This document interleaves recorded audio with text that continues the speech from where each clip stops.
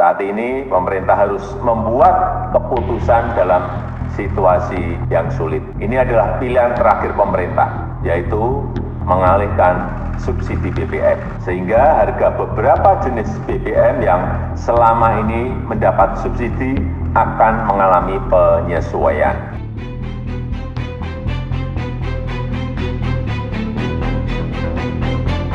Kenaikan BBM baru aja diumumin dan banyak orang protes. Yang paling beda adalah sekarang Partai Banteng udah nggak nangis lagi pas BBM dinaikin. Tapi ini bukan video yang akan membahas ideologi politik, enggak. Karena sejujurnya gua nggak peduli sama sekali. Dan ini juga bukan video yang pro Jokowi ataupun anti Jokowi. Yang mau kita bahas adalah apakah naiknya harga BBM itu tepat atau tidak secara ekonomi.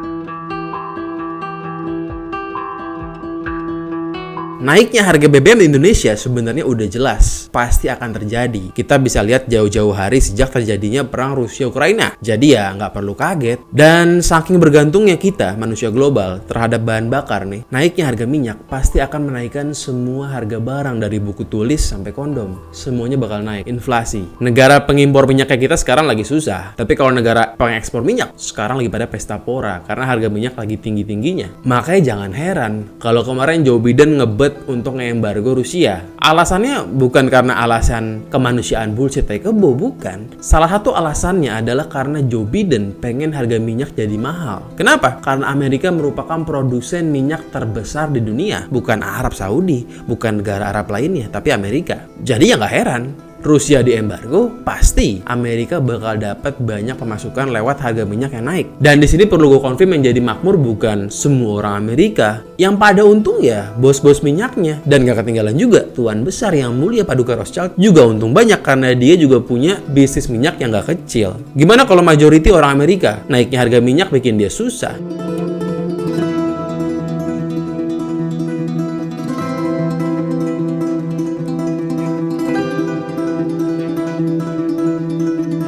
Di tahun 70-an, situasi kayak gini juga pernah terjadi dan mirip banget. Tahun 70-an itu negara-negara Arab pada kong kali kong bersatu buat ngurangin produksi minyak mereka. Tujuannya apa? Tujuannya sengaja buat naikin harga minyak. Alasannya karena mereka pengen melemahkan ekonomi Israel. Karena waktu itu negara Arab lagi pada perang sama negara Israel. Dan negara Arab juga pada bersatu buat nge-embargo penjualan minyak kepada negara-negara sekutu Israel kayak Amerika, kayak Inggris, dan teman-temannya. Ya sengaja dilakukan supaya negara-negara sekutu ini mikir dua kali lah buat bantu Israel di perang sama negara Arab. Situasi tahun 70-an itu mirip banget sama 2020-an. Embargo, ada. Perang, ada juga. Suplai uang naik drastis, ada juga. Tahun 2020 The Fed cetak uang gila-gilaan. Persis kayak 70-an. Di zaman Richard Nixon rubah gold standard ke fiat money. Yang beda cuman di tahun 70-an nggak ada pandemi aja. Dengan tiga hal itu aja, tanpa pandemi, itu udah bikin stagflasi besar di dekade 70-an. Dan puncaknya inflasi besar-besaran di tahun 1980. Ya itu kenapa banyak orang bilang 2030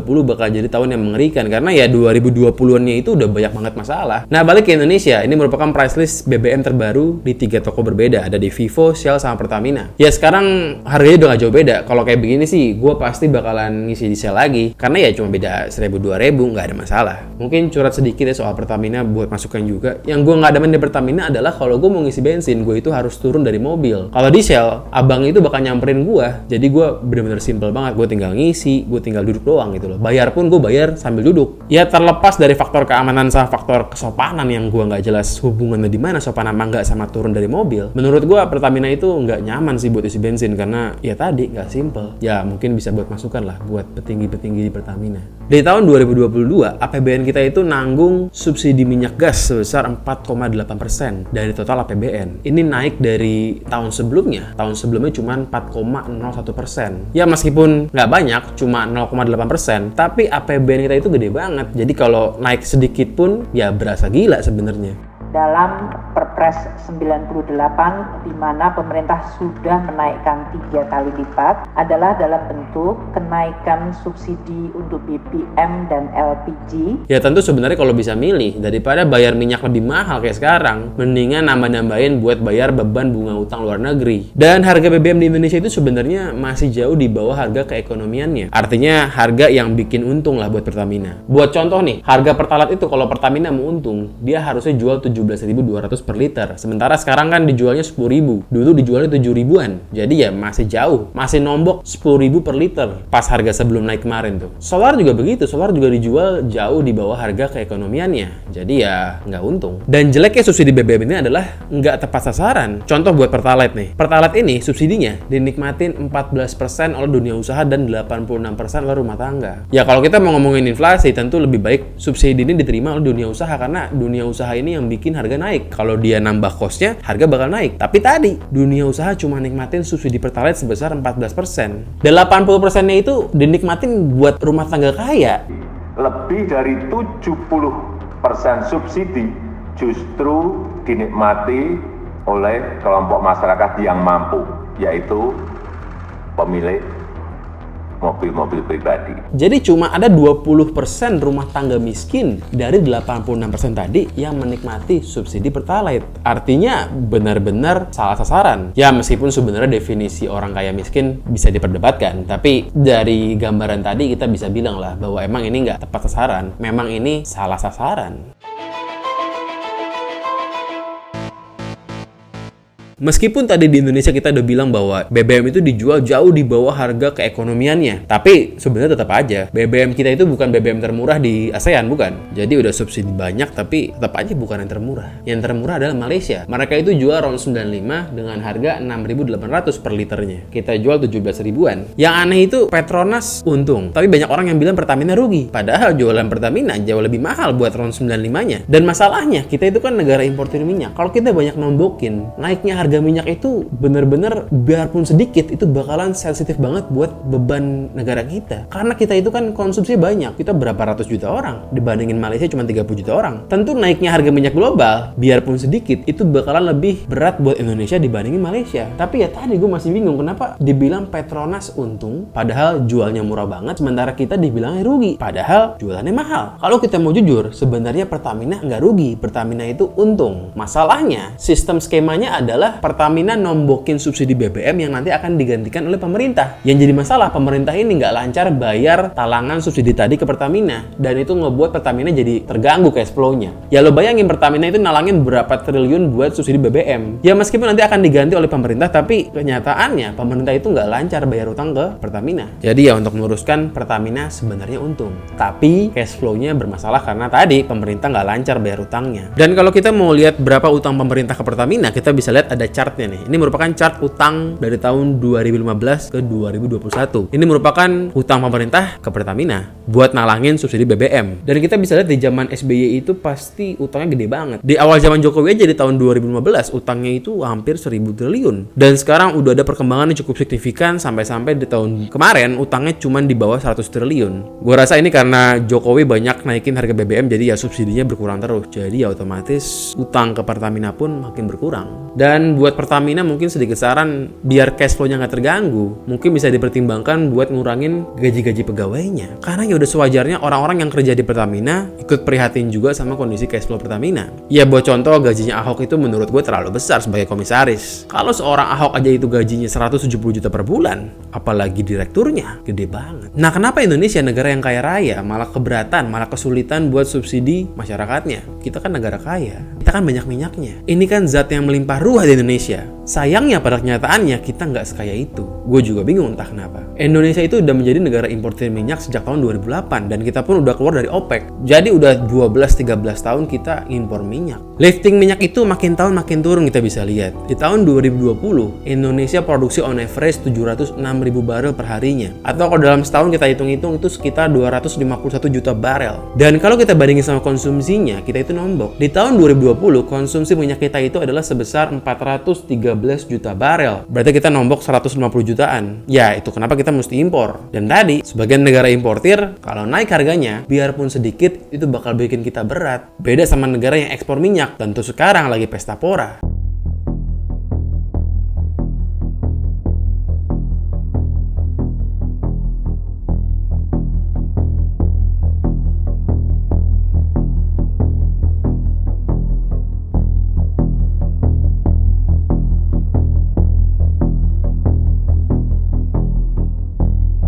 Kalau kita mau ngomongin inflasi, tentu aja inflasi udah pasti terjadi. Itu merupakan hal yang nggak bisa dihindarkan. Itu kenapa nggak heran, sebelum Jokowi naikin BBM, seminggu sebelumnya itu BI naikin suku bunga. Ini merupakan sinyal bahwa memang BBM bakal naik. Ya naikin suku bunga itu buat mengendalikan inflasi. Karena ya naikin BBM pasti bikin inflasi. Kita udah sering banget bahas di channel ini hubungannya inflasi sama suku bunga. Jadi ya gue nggak akan jelasin lebih panjang. Simpelnya dengan naikin suku bunga bank sentral, peredaran uang di masyarakat bakalan berkurang. Dan itu bisa ngebantu buat nahan laju inflasi. Kalau misalnya BI nggak naikin suku bunga, tapi BBM naik, itu bakal bikin inflasi jadi gila-gilaan. Dan jangan lupa juga, pemerintah juga masukin suplai uang masyarakat lewat BLT. Pemberian ini akan kita berikan 150.000 4 kali, namun kita berikan dalam 2 tahap.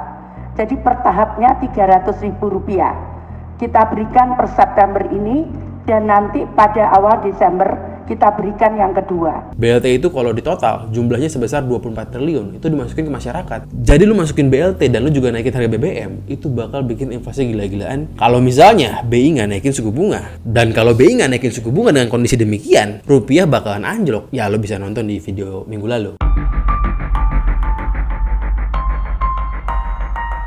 Naiknya BBM itu bukan merupakan barang baru. Dari zaman Soeharto pun BBM juga naik terus. Kita bisa lihat di sini BBM turun itu merupakan hal yang nggak sering, cenderung lebih seringnya naik. Kabar buruknya buat para haters Jokowi, keputusan Jokowi sekarang merupakan keputusan yang benar, paling nggak menurut gua. BBM kita itu sekarang harus naik, mau nggak mau, suka nggak suka. Kenapa? Ya karena kondisi global. Kita nggak bisa subsidi terus-terusan. Kita nggak bisa utang buat subsidi, bisa bangkrut. Kita itu udah punya banyak banget utang luar negeri. Kita nggak mungkin nambah utang lagi cuman buat subsidi doang. Semakin banyak utangnya, semakin banyak beban bayar bunganya tiap tahun. Kita nggak usah lah ngomongin mau bayar pokok utang, sulit. Bayar bunganya aja berat. Kalau utang nambah, bunganya makin gede, ya makin sulit bayarnya. Tapi pendapat gue akan berbeda kalau misalnya kita nggak punya utang. Kalau kita nggak punya utang luar negeri dan pemerintah masih naikin BBM, itu keterlaluan. Yang bisa kita syukurin setidaknya adalah krisis global ini terjadi di periode kedua Jokowi. Jadi Jokowi tidak ada kecenderungan untuk menjaga nama baik. Jadi ya dia nggak akan nahan naiknya harga BBM. Di era krisis ekonomi global seperti sekarang, pemimpin yang cari muka merupakan hal yang paling terakhir kita inginkan. Ya bersyukurlah sekarang Jokowi melakukan tindakan yang tepat. Kalau kita ngomongin Sri Lanka, Venezuela, itu semua negara bangkrut. Bangkrut gara-gara presidennya,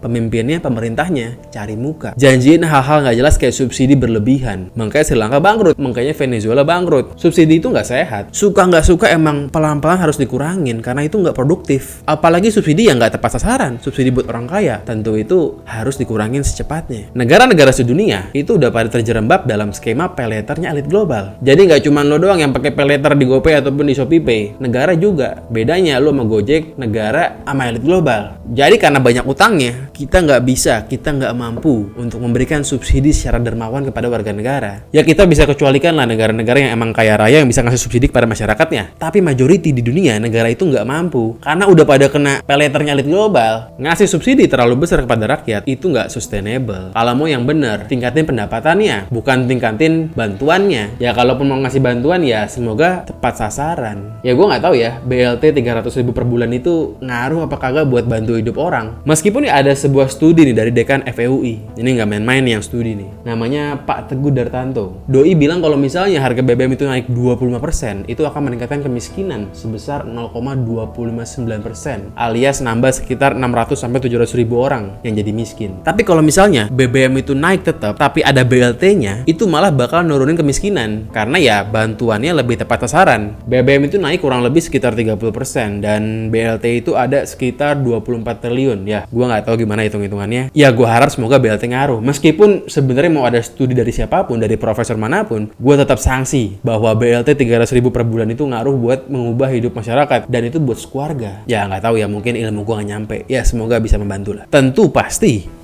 BBM naik itu bakalan bikin kita sakit setahun 2 tahun pertama. Tapi kalau ditahan-tahan nggak naik juga, subsidi makin membengkak, itu bakal bikin kita jauh lebih sakit di 3-4 tahun ke depan. Dan sakitnya bakal lebih long lasting. Jadi tentu yang paling benar adalah kita harus naikin harga BBM. Ya mungkin kita itu udah kelamaan tertekan. Sejak pandemi udah banyak orang susah, baik secara ekonomi maupun secara mental. Jadi ya nggak heran ada berita apa aja, orang bakalan cenderung lebih gampang ngamuk. Ya apalagi kalau kita ngomongin soal harga, ya kita bisa maklumin lah, pasti lebih sensitif. Tapi sebenarnya dengan BBM naik ini, bukan berarti di Indonesia udah nggak ada yang gratis. Masih ada yang gratis. Lu tau Gamalman? Itu toko gua, toko skincare gua lagi bikin event di Bekasi, tepatnya di Sumarekon, di tanggal 23 sampai tanggal 25 September 2022. Kita bakal bikin event yang bakal bikin lu jadi ganteng maksimal dalam waktu maksimal 3 menit. Ya paling nggak minimal naikin poin lo lah. Dari poin lo -2 jadi 0 lah minimal. Dan itu semua gratis, lo tinggal datang aja ke eventnya. Ini merupakan event kolaborasi sama banyak brand-brand lokal dan juga kolaborasi sama Watson. Jadi ya ini event nggak main-main nih. Dan buat tahu lebih detailnya lo bisa lihat di Instagramnya Gamalman. Gratis.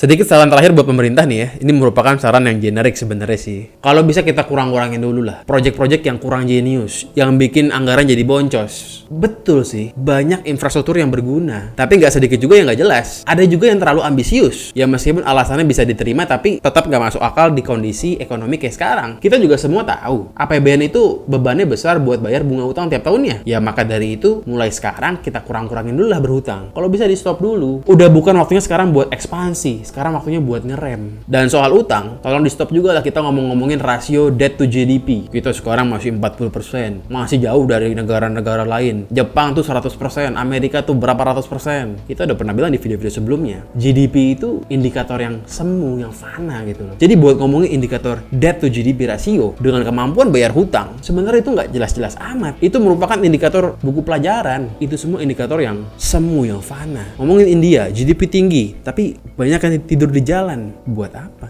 Begitupun Indonesia. Ya gue sih orangnya lebih suka hal-hal yang straight to the point daripada yang berbelit-belit cuma demi keren-kerenan. Dan balik ekonomi ya harapannya semoga pemerintah kalau ngomong lebih straight to the point aja. Dan terakhir kita pun juga nggak bisa nyalahin orang-orang yang nggak setuju sama kebijakan pemerintah buat naikin harga BBM. Semua orang berhak buat ngomel. Semua orang berhak buat ngeluh. Kenapa? Karena pemerintah itu digaji pakai uang rakyat. Mau sekalipun lo bilang Erick Thohir itu kaya raya dan dia nggak butuh gaji dari negara, nggak peduli, dia tetap dapat gaji dari rakyat. Jadi dia layak dan wajib kalau perlu dikritik setiap harinya. Ya selama masih dalam koridor yang benar.